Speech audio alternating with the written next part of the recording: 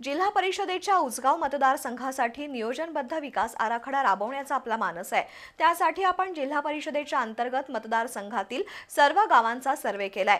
मतदारांनी आपल्याला साथ दिली तर उसगाव जिल्हा परिषद मतदारसंघात पायाभूत सुविधांचे नवनवीन प्रकल्प उभे करू अशी ग्वाही उसगाव जिल्हा परिषद मतदारसंघातील काँग्रेसचे उमेदवार क्रांतिकुमार मसुटे यांनी दिली।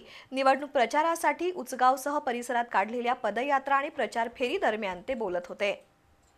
जिल्हा परिषदेच्या पंचवार्षिक निवडणुकीसाठी उसगाव जिल्हा परिषद मतदारसंघातून काँग्रेसचे अधिकृत उमेदवार क्रांतिकुमार मसुटे निवडणूक रिंगणात आहेत।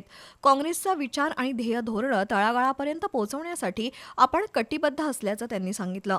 उसगाव जिल्हा परिषद मतदारसंघ पारंपरिक काँग्रेसला मानणारा आहे, त्यामुळे या मतदारसंघातून आपला विजय निश्चित असल्याचंही मसुटे यांनी सांगितलं।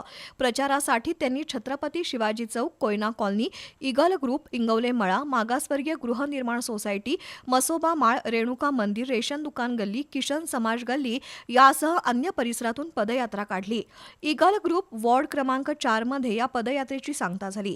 या परिसराचा सर्वांगीण विकास करण्यासह विविध सेवा सुविधा निर्माण करण्यासाठी काँग्रेसच्या हात या चिन्हासमोरील बटण दाबून आपल्याला विजयी करावं असं आवाहन क्रांतिकुमार मसुटे यांनी केलंय।